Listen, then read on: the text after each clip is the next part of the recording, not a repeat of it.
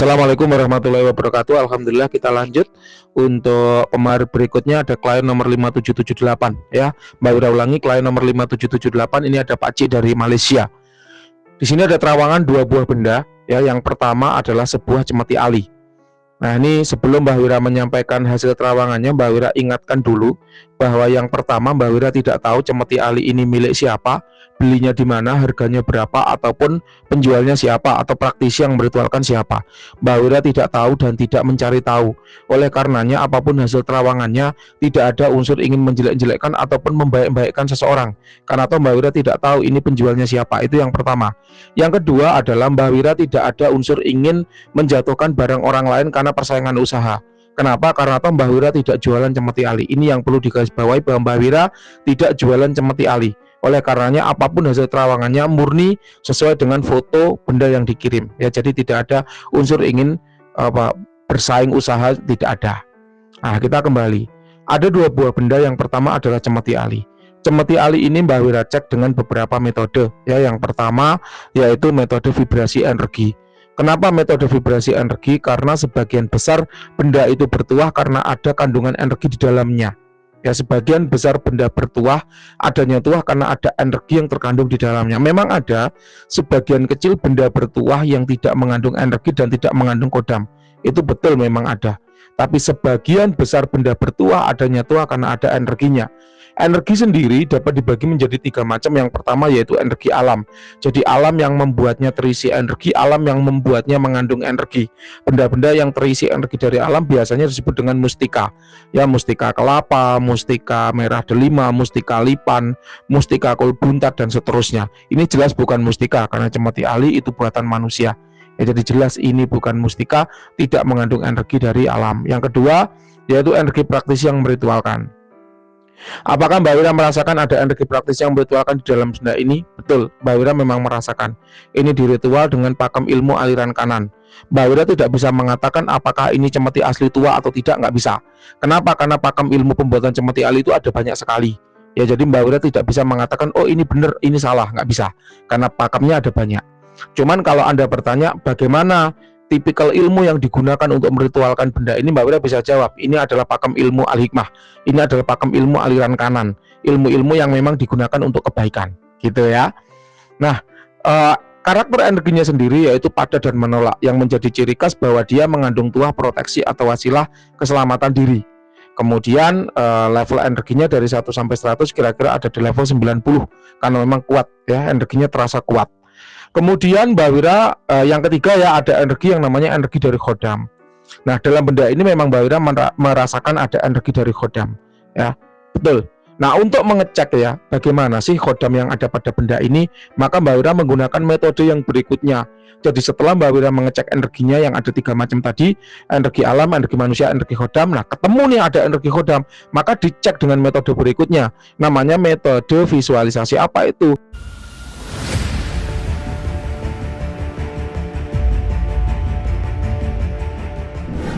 Yaitu suatu metode yang digunakan untuk menangkap tanda-tanda visual, ya, tanda-tanda manifestasi atau tanda-tanda kehadiran khodam pada suatu benda bertuah. Mbak Wira mendapati sosok laki-laki tua bersorban putih. Ingat, ketika Mbak Wira ngomong penampakan, itu bukanlah wujud, bukanlah bentuk. Sama seperti kita bilang bola bentuknya apa? Bulat. Enggak begitu. Panci bentuknya apa? Bulat. Papan bentuknya apa? Tabung panjang. Terus apa lagi? Meja bentuknya apa? Kotak. HP, handphone bentuknya apa? Kotak. Tidak seperti itu. Kenapa? Karena yang namanya wujud dari jin, jin itu adalah makhluk ciptaan Tuhan yang terbuat dari nyala api.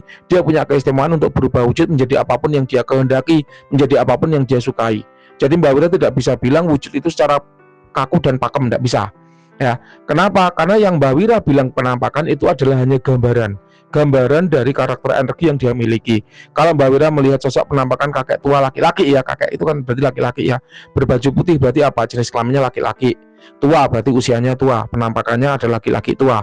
Berbaju putih berarti dia memiliki aura dominan yaitu putih. Dia diritual dengan pakem ilmu aliran kanan, kayak gitu. Lalu putih itu juga menggambarkan aura, berarti dia memiliki karakter apa selain wasilah proteksi ya, wasilah keselamatan dan jaga diri, dia juga punya tua untuk healing atau penyembuhan, mempercepat proses penyembuhan, mempercepat proses recovery, mempercepat proses regenerasi sel, sehingga apa tubuh itu bugar lebih cepat, sembuh lebih cepat. Ya Mbak Wira punya nih ada testimoni orang yang melakukan komunikasi dengan kodam untuk proses penyembuhan dirinya yang lebih cepat. Ada, nanti akan Mbak Wira sertakan ya sebagai bukti bahwa memang tuah seperti itu ada gitu loh ya. Nah ini buat wawasan ya, edukasi untuk sedulur semua. Nah kemudian asal kodam ya, ini dari daerah laut ya, masuk kategori jin laut. Ini white entitas aman tanpa dampak negatif, usianya kira-kira 3.200 tahun. Ya kalau udah 3.000 tahun ke atas itu tua ya, 3.200 berarti jin tua. Kemudian level powernya sekitar 90, memang ini kuat, vibrasi energinya terasa. Kemudian untuk tuah, menurut Mbak Wira udah jalan baik ya. Tuahnya untuk apa? Tadi wasilah keselamatan dan jaga diri, proteksi, dia juga memperkuat energi atau booster energi ya, dengan energi yang kuat, aura menjadi tebal, dengan aura yang tebal, tuah proteksi atau tuah wasilah keselamatan dan jaga diri itu mampu menghalau bahaya atau gangguan-gangguan yang sifatnya nyata maupun gaib, kayak gitu mekanismenya. Kemudian dia juga punya tuah untuk apa? Wasilah healing ya, penyembuhan, mempercepat proses penyembuhan, dan itu udah jalan baik ya, tuahnya udah jalan baik. Ingat Mbak Wira tidak tahu ya ini penjualnya siapa, tidak tahu harganya berapa, Mbak Wira hanya menyampaikan apa adanya dari foto yang dikirim ya. Kemudian untuk dampak negatifnya tidak ada, aman. Kemudian kalau untuk perawatan, Mbak Wira merekomendasikan menggunakan dupa gaharu herbal cap raja omyang. Kenapa? Karena gaharu herbal terbuat dari serbuk gaharu herbal. Dia secara kualitas vibrasi energi bagus banget untuk benda-benda berkodam ya. Ada diskon 50% di Shopee. Anda di Malaysia, Mbak Wira bisa menyediakan link untuk Shopee Malaysia ya, jadi ada diskon 50% dari harga 150.000 tinggal 75.000 rupiah saja ya. 75.000 rupiah itu berapa ringgit Malaysia gitu ya, murah ya, secara kualitas bagus karena dia herbal ya, tanpa campuran bahan kimia apapun, sehingga aman digunakan untuk jangka panjang, tidak pedih di mata, tidak sesak di dada gitu. Oke, itu untuk benda yang pertama ya, kita sudahi, kita akhiri. Sekarang kita ke benda yang kedua. Benda yang kedua yaitu sebuah liontin kayu. Ingat, hukumnya masih sama, bahwa Mbak Wira tidak tahu ini penjualnya siapa. Jadi tidak ada unsur ingin menjelek-jelekkan siapapun ya, karena Mbak Wira atau tidak tahu ini penjualnya siapa. Kemudian yang kedua, Mbak Wira tidak jualan liontin kayu.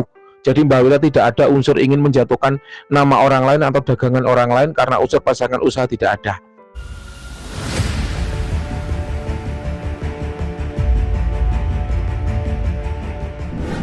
Metode liontin ini pun Mbak Wira cek dengan 3 metode ya, sama seperti benda sebelumnya. Yang pertama yaitu metode vibrasi energi. Kenapa? Sama, karena benda itu adanya tuah dari vibrasi energinya. Mbak Wira sudah mengecek benda yang kedua ini tidak ada vibrasi energinya, baik itu energi alam, energi manusia ataupun energi kodam ya. Jadi secara energi dia tidak mengandung energi. Nah Mbak Wira mencoba mengecek secara visual, karena siapa tahu mungkin dia dikunci dengan rapat ya, sehingga secara vibrasi energi sulit untuk dideteksi, bisa jadi. Maka Mbak Wira mencoba mengecek secara visual, secara manifestasi kodam, tanda-tanda kehadiran kodam ada nggak? Mbak Wira mencoba mengecek, Mbak Wira tidak menemukan adanya manifestasi atau tanda-tanda kehadiran kodam apapun ya, sehingga bisa Mbak Wira sebut benda yang kedua ini kosong, tidak berkodam dan kosong, tidak mengandung energi. Nah Mbak Wira coba ngecek nih, masih berpositif thinking, masih berbaik sangka, masih berhusnudon ya. Mbak Wira mengecek, ya siapa tahu kodamnya berada di dimensi yang jauh ya, siapa tahu, atau mungkin benda ini memiliki kuncian yang rapat sehingga energinya sulit dideteksi, siapa tahu. Maka Mbak Wira mencoba metode yang ketiga, yaitu sebuah metode injeksi energi. Jadi Mbak Wira injek dengan energi, Mbak Wira pancing agar kodamnya mendekat ke dimensi manusia sehingga bisa dilihat. Ibarat kalau Anda mau melihat ikan, ikannya ada dalam air, pancing dulu biar ikannya keluar. Kalau ikannya udah keluar, bisa kita lihat nih warnanya apa, bentuknya gimana, ukurannya berapa panjang, berapa meter, beratnya berapa kilo, kan gitu. Nah sama kodam juga demikian, Mbak Wira coba injek dengan energi supaya dia mau mendekat ke dimensi manusia. Nah ternyata setelah Mbak Wira injek dengan energi, Mbak Wira tidak mendapat feedback apapun. Hal ini membuat Mbak Wira jadi yakin ya, bahwa memang untuk benda kedua ini kosong, tidak berkodam.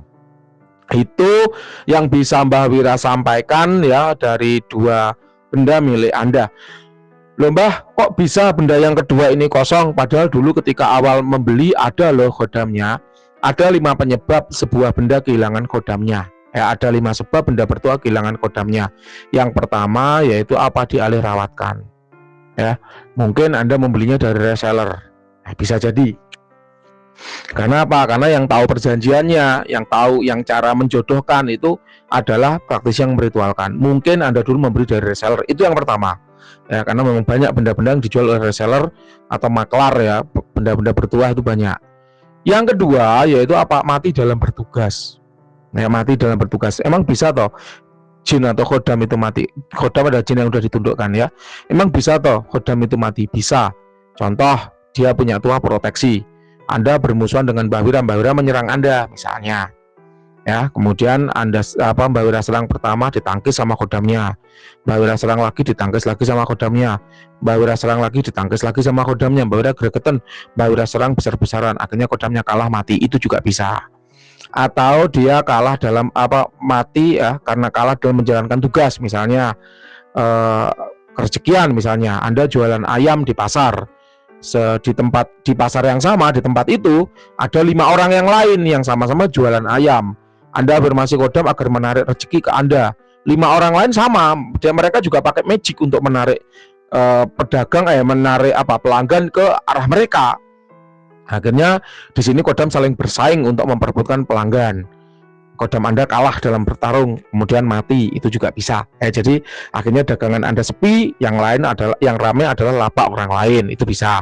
Atau misalnya dalam karir, misalnya Anda ada satu lowongan manajer yang kosong misalnya, kemudian Anda pingin ya menempati posisi itu.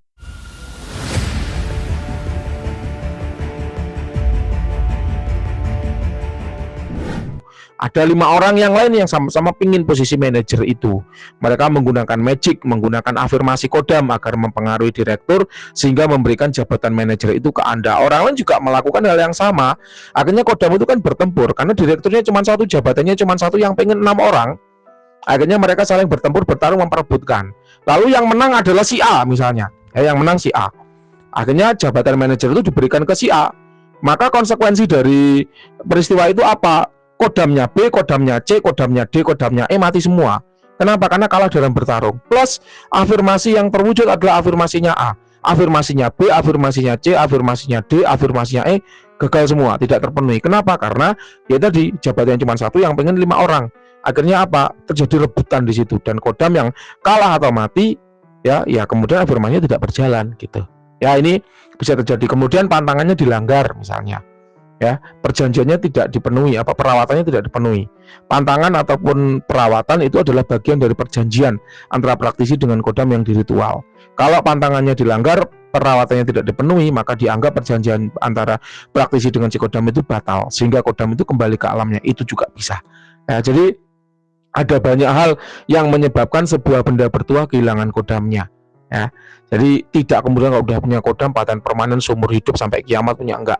Anda punya kodam itu jin, bukan iblis. Kalau iblis kematiannya ditangguhkan sampai hari kiamat. Tapi kalau Anda punya kodam itu jin itu bisa mati. Jin itu sama seperti manusia, bisa sakit, bisa terluka, bisa mati. Cuman memang bedanya usia mereka relatif lebih panjang daripada manusia, tapi bukan berarti mereka tidak bisa mati. Yang tidak bisa mati itu adalah iblis. Kan memang iblis sudah berdoa khusus kepada Tuhan agar kematiannya ditangguhkan hingga hari kiamat. Kalau Anda pelihara iblis, nah itu baru Anda kodamnya nggak bisa mati. Tapi kalau Anda pelihara jin aja, maka bisa mati. Tapi ya kita bertanya-tanya ya, orang sehebat apa yang bisa memelihara iblis kan gitu. Yang ada itu orang dipelihara iblis. Kalau orang memelihara iblis kayaknya nggak mungkin. Karena iblis itu the fallen angel ya. Itu lebih taat ya daripada manusia, daripada malaikat siapapun. Oleh karena ketaatannya maka kemudian dia sombong dan tidak mau sujud kepada Nabi Adam, kan begitu ya. Oke, itu yang bisa Mbah Wira sampaikan dari 2 benda milik Anda. Lalu apa yang harus saya lakukan, Mbah, dengan benda yang nomor 2 ini? Silakan, bebas, Anda mau apa saja boleh. Itu benda milik Anda simpan boleh, Anda buang boleh, Anda jual kembali boleh, Anda berikan ke orang lain boleh ya. Tapi yang jelas kalau pesan Mbah Wira adalah Anda rasakan dulu, bener nggak tuahnya nggak jalan, bener nggak tuahnya nggak ada, ya bener nggak. Siapa tahu Mbah Wira salah, karena Mbah Wira sebagai manusia bisa juga salah. Ya, jadi Anda rasakan karena Anda yang punya bendanya, Anda yang membawa bendanya. Jadi Anda rasakan bener nggak tuahnya nggak jalan. Kalau bener tuahnya nggak jalan, berarti terawangan Mbah Wira tepat. Itu memang kosong, tidak berkodam. Tapi kalau tuahnya masih jalan, masih baik, Anda merasakan manfaat positif dari benda itu, ya silakan disimpan. Gak apa-apa, ada yang punya bendanya, Anda yang bisa merasakan manfaatnya gitu ya. Terima kasih, itu yang bisa saya sampaikan Pak Cik ya. Ada kurang lebihnya mohon maaf, silakan kalau ada yang kurang jelas boleh ditanyakan. Terima kasih, selamat malam.